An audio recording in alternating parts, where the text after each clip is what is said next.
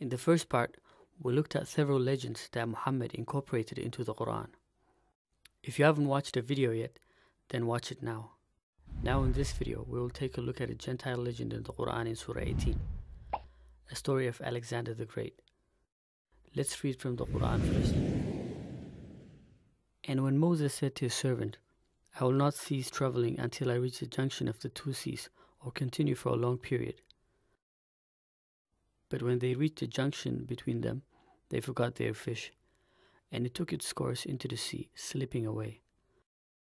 So when they had passed beyond it, Moses said to his boy, Bring us our morning meal.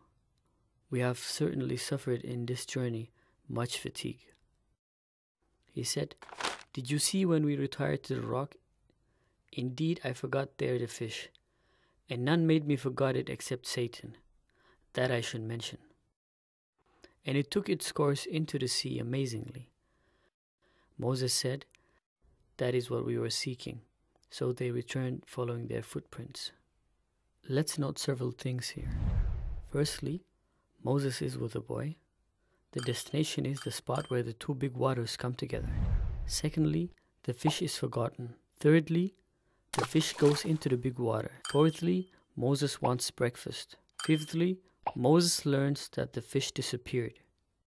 Sixthly, Moses says, This is what we wanted. In the same chapter, a few verses later, a person with two horns appears several times. Verse 83, And they ask you, O Muhammad, about Dhul Qarnayn. Say, I will recite to you about him a report. 3 verses later, it then says, in verse 86, So he followed away until, when he reached the setting of the sun, he found it as if sitting in a spring of dark mud, and he found near it a people. So the one with the two horns reached the spot where the sun sets, and he finds a silty spring. Rudi Paré now says the following about this. The verse 60 to verse 82 is based on a legend material, the first part of the Alexander romance, and it also consists of the walk to the water of life. By life water he refers to the water of life, the water that gives eternal life. Is Rudi Paré right? Is it a legend's content, the story of Alexander the Great in the Quran? Let's read from the Alexander romance that we also hyperlink below. We read from the second book, chapter 39, verse 2. Alexander is traveling alone with his army when he reached a chasm. Here Alexander has built a bridge and is drawn over with his whole army to reach the end of the world, as Providence has decided. After 3 days, they came to a place where the sun did not shine. So it is about reaching the end of the world, and a spot is found where the sun does not shine anymore. Now a few verses later in the same chapter of the Alexander romance, verse 11, we discovered a place where a crystal clear source sprang, whose water shone like lightning, and a large number of other wells. Because I was hungry, I wanted to take food, says Alexander. And after I had called the cook, I said to him, Prepare for me food.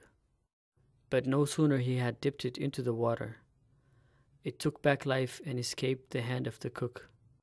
He, however, was frightened to report the incident. But he scooped water from the spring, poured it into a silver vessel, and kept it.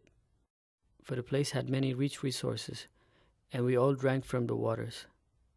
What a misfortune it is for me that I was not there to drink from this source of immortality, which returns animals life, the source of which my cook had good fortune to find. Before counting the similarities, we will read from Rudi Paré's Quran commentary.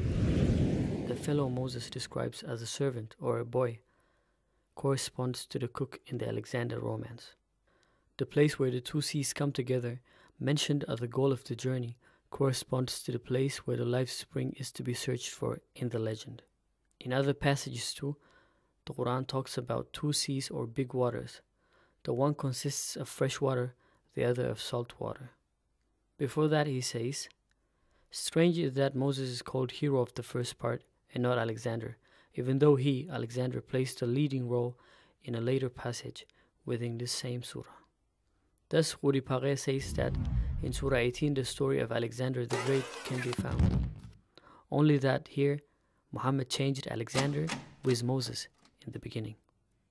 Whether he did that on purpose or not is unclear. Let's list the similarities. To the left is the Quran.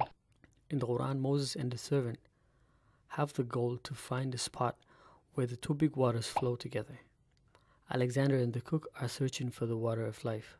A fish goes into the big water. The fish goes into the water, it escapes from the cook. Moses wants breakfast. Alexander calls the cook to prepare food. The fish is forgotten. The cook forgets to mention the fish. This is what we were seeking. So Moses wanted exactly this water. It was precisely the water which Alexander wanted to have.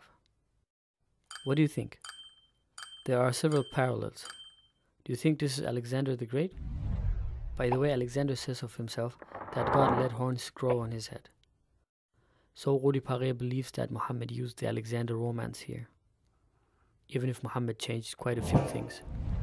What do you think? Isn't the Quran much more understandable when also those texts are read that Muhammad took his stories from? In the Middle East, the people are acquainted with the Alexander romance in various versions, and Alexander the Great believed in the Greek gods, Artemis, Apollo, and brought them sacrifices in the temple.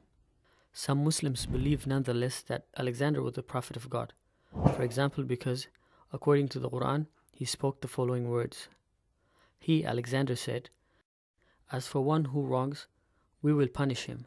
Then he will be returned to the Lord, and he will punish him with a terrible punishment. But as for one who believes and does righteousness, he will have a reward of paradise, and we will speak to him from our command with ease." So, Alexander preaches the message in the Quran that Muhammad preaches as well. Is Alexander the Great now a Muslim? Muslims believe that the Quran was dictated word by word by Allah. So, should Allah see Alexander the Great as a believing Muslim and as a saint? Or is his beliefs in many gods not that severe? Doesn't that contradict the message of the Quran? The first early Quran commentaries has no big problems with retroactively calling Alexander a believing Muslim. For example, Ibn Hisham Ibn Ishaq recognizes in his biography of the Prophet, Sirat Rasulullah, the one with the two horns at the Greek Egyptian, a good description for Alexander the Great.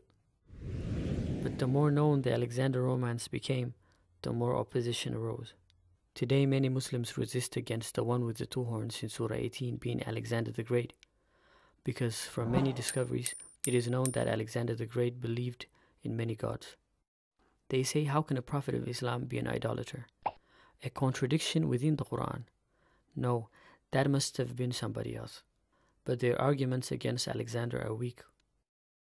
An example, some Muslims say that the one with the two horns is mentioned in the Bible. They argue with the description of a ram in a prophecy. But in the same verse, their reasoning is objected. It is clearly explained who it is meant by the two horns in the Bible. Daniel chapter 8, verse 20 and 21. The two-horned ram that you saw represents the king of Media and Persia. The shaggy goat is the king of Greece. Please don't let yourself be deceived by such reasoning. Read the chapter in Alexander Romance for yourself. The hyperlink is below. There are more parallels than we can show in a short video. We learned that legends were known amongst Jews, Christians, and Gentiles, which existed long before the Quran.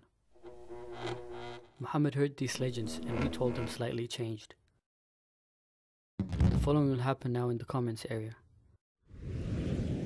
Some Muslims will simply cite from the Quran that already the people in Muhammad's time accused him of borrowing stories. But isn't it possible that they were right and he did exactly that? Certainly we understand better now what Rudi Paré means when he says that the Quran is from Muhammad. No matter what book is criticized, please remember this method. Don't be too easy on yourself. Don't only look at pictures, compare the texts. Of course it is easier to just compare pictures with each other. But if you watch a video without being able to check the antique sources, then you can almost always assume that those sources would not be convincing to you. That is the reason why they are so often left out. In this video, that is crucial of the Quran. However, you can check the antique sources yourself. Likely, you now have this question in your mind. How can you check whether it was different with Jesus? Here comes the answer. Jesus invites you to test him. Jesus says about what he teaches and lives out as a role model. Anyone who chooses to do the will of God will find out whether my teachings come from God or whether I speak of my own. Look at what Jesus said and did. Try it. You're welcome to test it.